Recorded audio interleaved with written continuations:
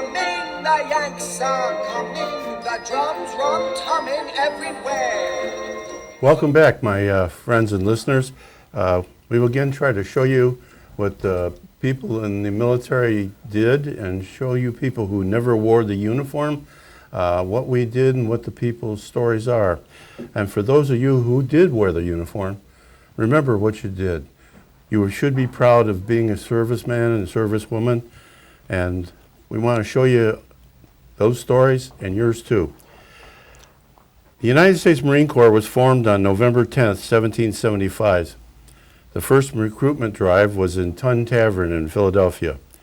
The Corps was authorized by Congress as a seagoing infantry for the Navy. The Marines during the Revolutionary War served on the naval warships. On March 3rd, 1776, they were the first to raise the American flag over foreign soil when they captured Nassau in the Bahamas. It was also their first amphibious landing. They fought against the Barbary pirates in North Africa and marched through the desert to capture the city of Derna in Tripoli, so that in the Marine hymn was added to the shores of Tripoli. During that time, a thick leather collar was added to their uniform to stop pirate sword cuts, which led them to be called leathernecks.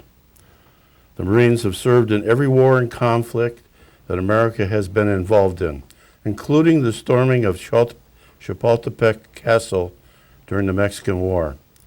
This added to their hymn from the halls of Montezuma. During World War I, in the Battle of Belleau Wood, the Marines fought so hard that Germans called them Teufelhunden, or devil dogs, and the name stuck. During World War II, the Marines in the Pacific fought in the battlefields of Wake Island, Guadalcanal, Tarawa, Iwo Jima, Okinawa, and numerous Pacific islands. 82 Marines were awarded the Medal of Honor during World War II. A total of 300 Marines in all conflicts have received that honor. During the Korean War, the Marines landed at Incheon in Korea and fought north to reach almost to the border of China. The Chinese attacked and surrounded the Marines at the Chosin Reservoir. It was winter and freezing cold. It looked like they would not get out. But they fought their way out and to reach safety, and their survivors were called the Chosin Few. During Vietnam, the Marines fought in many battles, including Khe Sanh and Hue, also at the DMZ, as you will hear today. The Marines have taken an active role in the Middle East wars. The Marine Corps motto is Semper Fidelis, meaning always faithful. My guest today, Jerry McGovern, had a very interesting life. He served in the Marine Corps during the Vietnam War, 1967 and 1969, where he was wounded and saw numerous action under fire. Jerry was awarded 2 Presidential Unit Citations, a Purple Heart, a Combat Action Ribbon, the Veterans Vietnam Service and Campaign Medals, and the Veteran Gallantry Cross. He has worked as a Chicago policeman and a detective. He has earned a bachelor's degree and a master's degree in criminal justice at Chicago State University. His work includes working for organizations that improve security in high schools.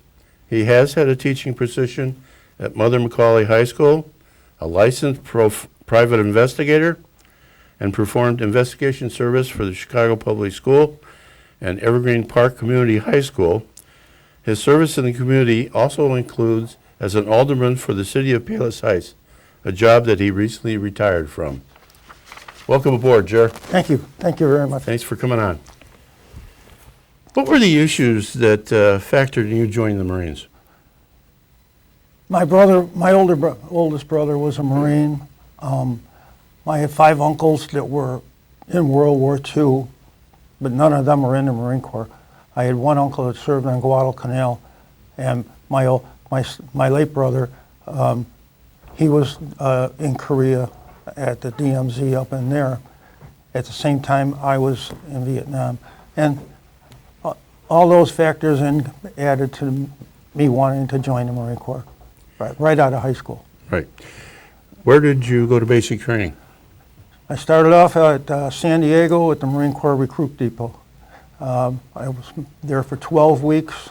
After that, I went to Camp Pendleton, California, and I did 4 more weeks of infantry training. And then from there, I stayed in Camp Pendleton, transferred to another base, and spent 3 months there waiting to go to Vietnam. What were some of the good and bad things you remember about basic? Basic training was tough. We had a course over there that it was exhausting. And then you'd finish up the day with a 3-mile run. I remember those runs, believe me. Oh, yeah. What was your MOS? 0311 infantry. All right. Can you tell us about the training for infantry, that you went through? When I got to my unit, they taught you how to throw hand grenades. They taught you how to use a bazooka. They taught you how to use what they called in Vietnam what they called a law rocket. It was a throwaway rocket, and you had to open it up, and they had to teach you how to use that. You had to go through rifle training. You had to go through pistol training. You had to go through every kind of ammunition that they could have available for you at the time. Mortars, rocket launchers. You first deployed overseas to Okinawa. What did you guys do there? That's where I was assigned to the 2nd Battalion, 5th Marines. From there, we went on training throughout Okinawa, and we would be gone from Monday through Friday out in the fields doing more training as one unit together. We come back on and maybe have a weekend off, but it was a hard training. I was assigned to H Company, the 2nd Battalion, 5th Marines. And just so you know, the 2nd Battalion, 5th Marines were the most decorated battalion in the United States Marine Corps. Right. And H Company was the very first, during Vietnam, H Company is the first time it was ever designated to be part of the 2nd Battalion, 5th Marines, because what they did, Marine Corps has always had three companies per battalion. For Vietnam, they went to 4. 4 companies in a battalion. So realistically, I was the best of the best of the best. What was Okinawa like? It was a small little island. I think it was about 70 miles away from Japan. The small little towns were nice to enjoy. And you, 18, 19 years old, you turn around and went out there and just enjoy yourself with a bunch of other guys for the weekend. We had an enlisted EM club that we could have that provided us with entertainment, and the meals, and. How did people treat you? I mean, this was just after World War II, after we had invaded it. They got along with us really well. I never really had any problems. Once in a while, we would go down south into the town of Kadena, and it was just take the taxi down there, and you'd spend the weekend down there. But it was enjoyable. You deployed to Vietnam. How'd you get there? By ship. Our whole battalion was, when President Johnson raised the grouping up to 500,000 military, we were among the first to deploy from Okinawa, the old Red Beach in Okinawa, and we took a 7-day cruise down to Chu Lai, Vietnam. What All was that expenses cruise paid, like? too. All expenses paid. What was that cruise like? it was quite of an interesting cruise. We had to do it. Well, we had to make a testing of a beach landing. Ah, Okay, so we went off the ship.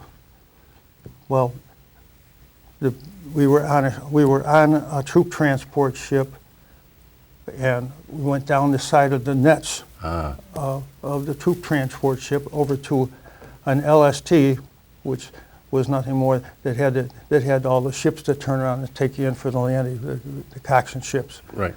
And so we would have to go down the side of the ship, get on the boats out in the middle of the ocean, go up 2 miles over to the other ship, go back up the ship, spend a night on the ship, bivouac, and then go down in the morning and get on the coxswain boats, and the coxswain boats would take us into this island.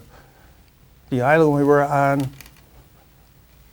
was really nice until we had an earthquake about 30 miles away. And it ended up that deployment as we were bouncing on the ground like a basketball. What was getting off on those landing nets? Was that kind of scary?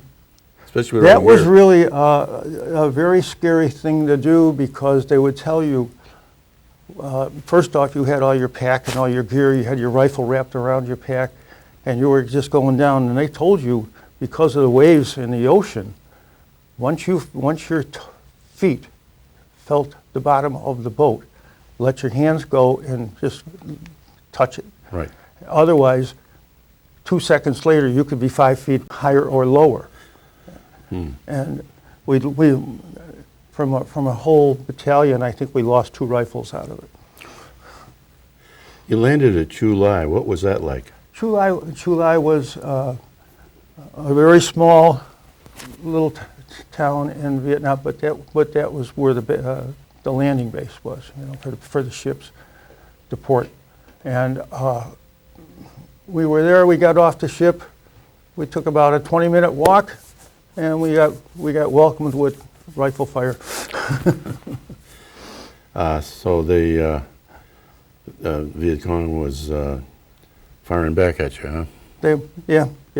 We received a little bit of sniper fire right after we got off.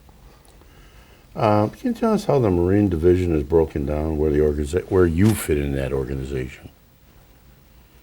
Well, you start with the 1st Marine Division, and then you go down to the 5th Marine Regiment. From the 5th Marine Regiment, you go down to we went down to the 2nd Battalion of the 5th Marines.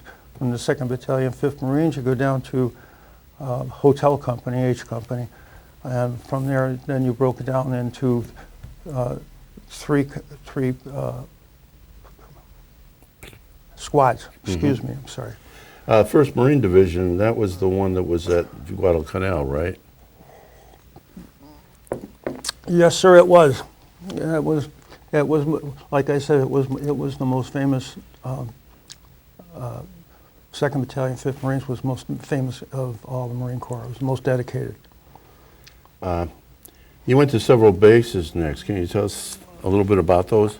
Well, we started in Chu Lai. We went up to a section called Liberty Bridge, which was it was the bridge that everybody get assigned to every so often, because that protected you from the ports. Mm-hmm. All right, so everybody had to take a turn sitting there, and then we went out to a hill.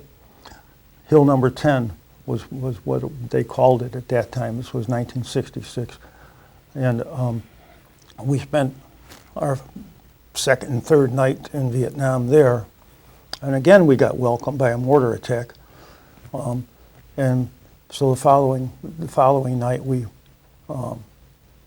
just about 4 o'clock in the morning we went over and we assaulted that hill, but nobody was there. It was we tried to pay them back for their welcome. Question: when you're in a mortar attack, what's the feeling? What's it like? It's the most scariest thing you'll ever be in. It's you have to really be careful and get down in that foxhole as far down as you possibly can when you're being mortared. If you're out in the field, you just keep moving around and trying to avoid wherever the rockets are going. Most of these North Vietnamese, they knew exactly where your foxhole was, and they had them placed so that they knew exactly where to go. I actually witnessed an argument between a major and a lieutenant over where to put the foxholes. The lieutenant said we should move the foxholes, and the major said, no, we're going to keep them right here. Sure enough, that night we got all of them. We lost two Marines that night. You know, in your bio, you mentioned you went to Catholic Mass in Dong Hao with Father Capodanno before invading the DMZ. Can you tell us why you highlighted this in your bio? Father Capodanno won the Medal of Honor. He is also second on the second stage of sainthood. Before we went up to the DMZ, he took a old French machine gun nest. He made an altar out of the top of the machine gun nest.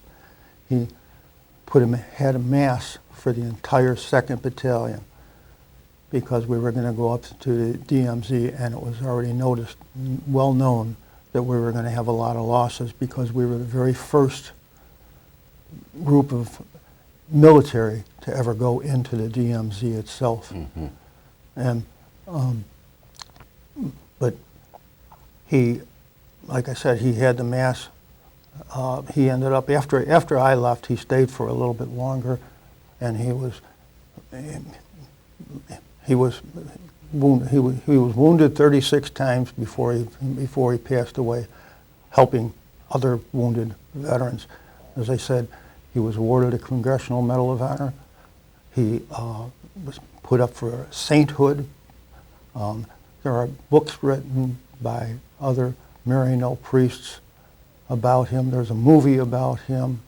The Marine Corps Museum has a wall inside the museum dedicated to him. And in Camp Pendleton, California, the 2nd Battalion, 5th Marine Chapel is dedicated to him. Yeah, people don't understand. We understand military, how important chaplains are. You know, when you're having problems, you go to the father or to the priest, and it takes away some of that stuff. You were stationed on the DMZ in Vietnam and took part in several operations. I believe the first unit to invade the border. Can you talk about what you did and what happened then?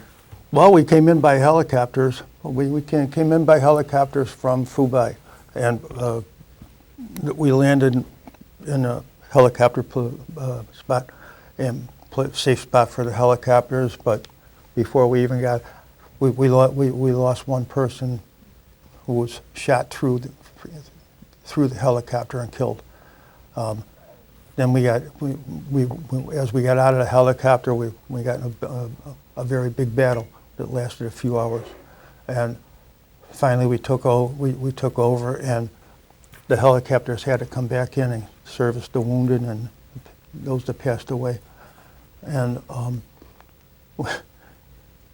they didn't want to come in really because they thought it was still a hot zone. So a few of the other sergeants took off their vests, we got bare-chested out in the middle of the landing zone, and actually told us, now you can come in, you can see how safe it is.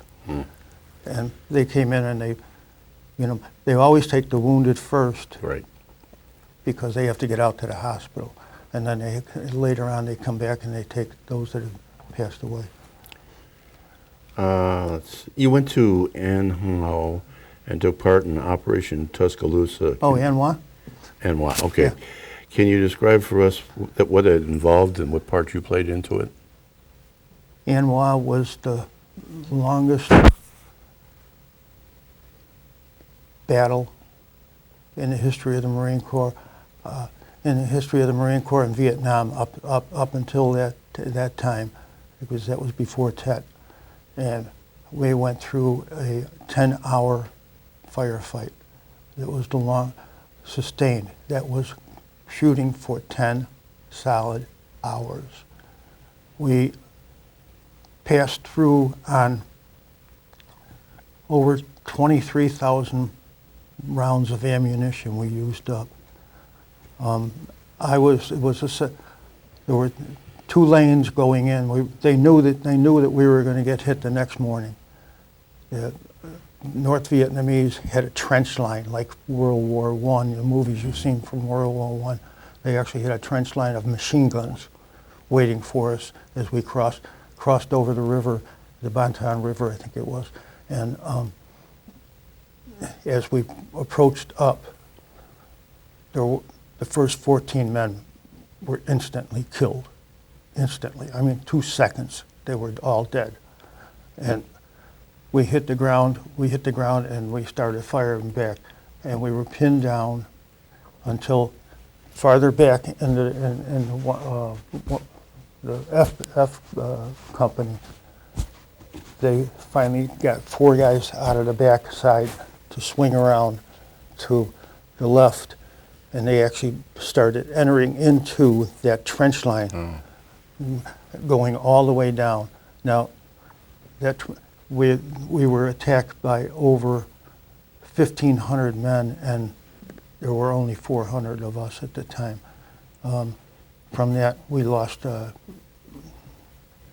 was it? I think there was 25 of us that were killed, and another 45 of us were wounded.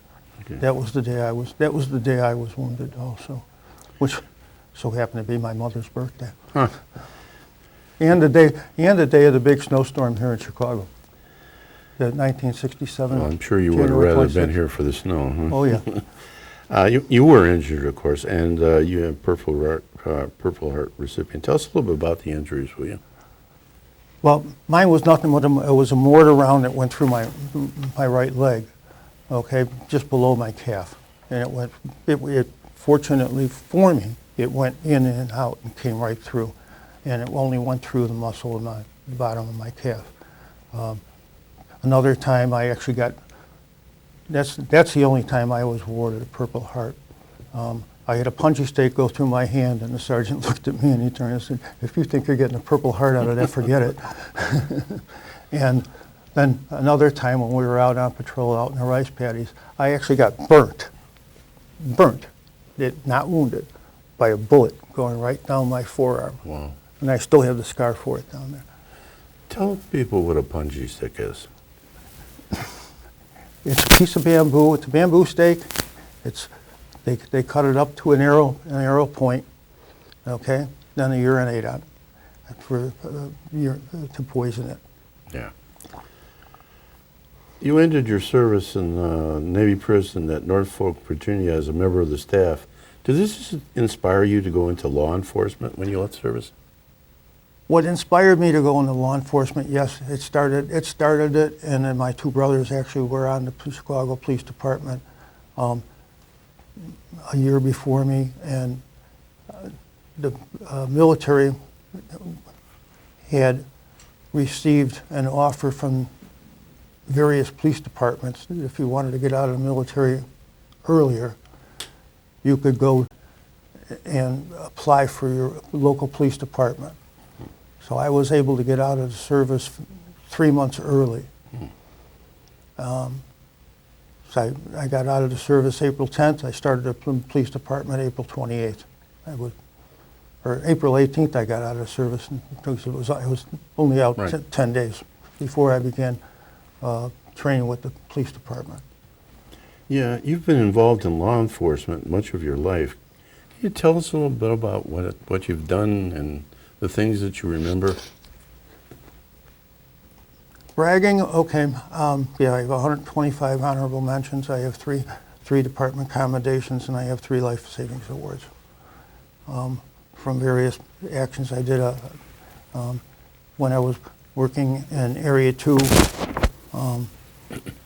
there was a homicide sex detective, and then we became homicide sex and gangs. And we went through. I worked midnights for years and years. I've been involved in over 3,000 homicides. I think we counted one night when we were up there. Being a part of it, not just myself, just being a part of it, and fortunately, helped a lot of people. I'm very proud of what me and my fellow detectives did up in Area 2. What's the difference between a regular line police officer and a detective? Promotion. It's actually a promotion. You take a test for it. It's a different job. And it's a different job. You're strictly crime. The patrolman on the street, he does everything. He's like the jack of all trades. He's that guy when you call 911 and you need that guy over there in 2 seconds. He's there. Right. Okay? Now, and then they go through what we call a primary investigation. Okay? Now your detective will come through and he will do the follow-up investigation. Could be a short-term, it could be a long-term investigation. Some could take a couple hours, some could take a couple days. Long-term investigations, some of them can take years before you get it resolved. You've have suffered a great deal of pain and suffering due to having been inflicted with Agent Orange in Vietnam. Would you like to talk about that? Yeah, I've had over 10 minor and major operations on my head from head cancers, and I have had a lot of squamous cell cancers all throughout the upper part of my body. I was there. I had malaria while I was in the service. I had a lot of and following up. I've gone through several things. I'm a regular over at Hines Hospital. Let's put it that way. Understood. From artillery shells and everything, I've got tinnitus in my ears that they constantly ring. Right. And from head to toe, I had trench foot when I was in the service, and I still have foot problems from that. Understood. What people who've never been to Vietnam or to the different combat zones, Agent Orange was a defoliant that we used to take down the vegetation so that we'd have clear fields of fire. Unfortunately, we found out that Agent Orange is a cancer-causing agent, and most of our people in Vietnam, some of our people in Korea, were affected by that. And in fact, many of our Navy ships were infected because it was in the air, and these planes would go out there and land on the carriers, and they'd have to wash it off, which meant that some of the sailors would get it. Before I ask you my last question, you told me a little story before. We were talking about a breakfast that us soldiers, sailors, Marines, airmen, chipped beef on toast, and you have a story about that, what your uncle did? My uncle served in Guadalcanal in World War II, and he was a cook. So he lived out, after they got out of the service, they moved into hometown. And they were very active in the hometown VFW out there. I had two uncles that lived in hometown. But my uncle, my godfather, he's actually my godfather, every Memorial Day he would have chipped beef on toast, and he'd have it right in his patio and his driveway of his house. And hundreds of people would show up just for it. And it was an annual event for him. It was his Memorial Day celebration for those that were lost in Guadalcanal. Of course, in the military, we call it by another name. We call it SOS. Yes, yes. And We can say the first couple of words, right. but not the last one. Right. My final question, Jared, I ask all my guests, is how do you feel about being a vet? I love it. I love it. I'm very honored to be a person that served our country. I have good sides. I have a lot of PTSD from it. I'm not going to lie about that. But the fact that I did it, and I'm back, I just am really so happy that I did and made it back home. As a matter of fact, last January, I was down to Camp Pendleton. One of the kids that I had in Little League, back in the city, just retired from the Marine Corps. He was a lieutenant colonel and invited me out for his retirement. And it was a great experience to go back there. And the greatest thing that he did when I showed up there, first, he gave me my French Fourragère from the Marine Corps for the 5th Marine Regiment. I had never received it because I was always over in Vietnam. And so he presented that to me, and then at the retirement ceremony, he showed a picture of myself from 1966 from Life magazine. I actually had my photo taken there when we were going into the DMZ. It was an article in the Life magazine, and a photographer ended up being killed in 1972. But so he presented it up to all these different officers that were out there, and I was very impressed with. Great. Well, I want to thank you for being on my show. Thank I'd you. like to present you with this pin and this medal. Oh, thank you very and much. Semper Fi. Semper Fi. Yes, sir. Always. Always.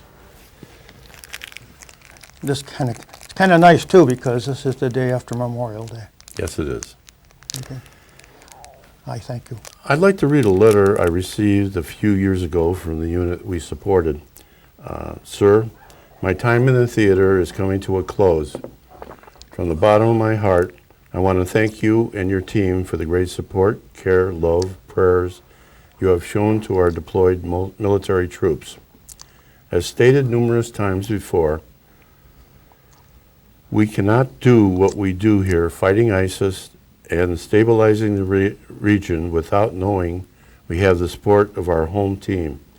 You inspire and encourage our deployed troops to stay resilient in their dedication and selfless service to God, country, military, and freedom's cause.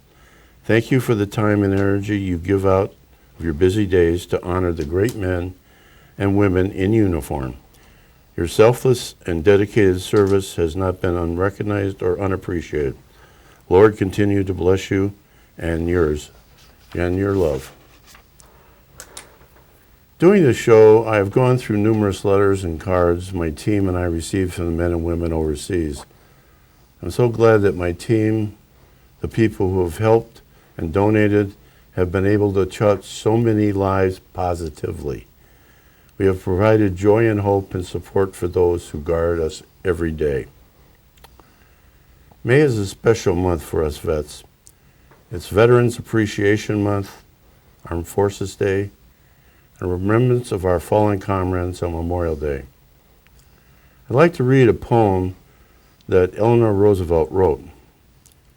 Dear Lord, lest I continue my complacent way, help me to remember that somewhere, somehow, out there, a man died for me today. As long as there be war, I must ask and answer, am I worth dying for? Thank you again for watching my TV show here on PHTV4. I'll be back next month, give you a further insight to what our men and women who serve do for you. Honor and respect.